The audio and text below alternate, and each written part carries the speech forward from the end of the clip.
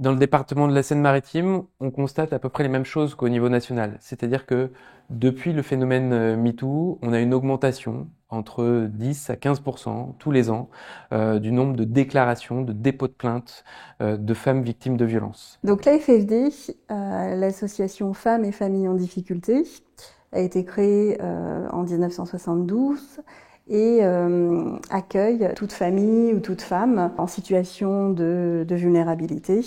Et plus spécifiquement, ces dernières années, nous accueillons les victimes de violences intrafamiliales. Je suis arrivée ici parce que j'ai subi des violences conjugales par mon ex-conjoint.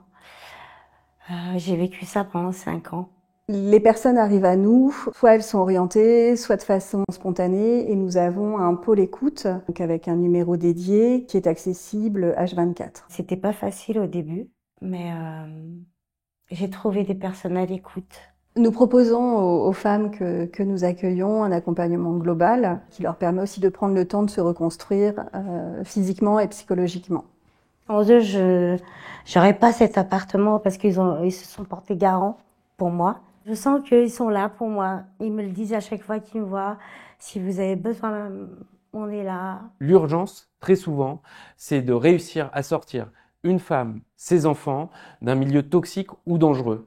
Et ça demande à la fois des hébergements, des places d'hébergement. Et depuis 2020, on a augmenté de plus de 80% le nombre de places d'hébergement. Cette année encore, plus 33 places dans le département de la Seine-Maritime, plus de 100 places de manière générale, qui sont gérées par des opérateurs de l'État qui sont des associations. Je veux saluer l'action majeure des associations comme celle de l'AFFD, de ses salariés, parfois de leurs bénévoles, pour accompagner et protéger immédiatement ces victimes de violences.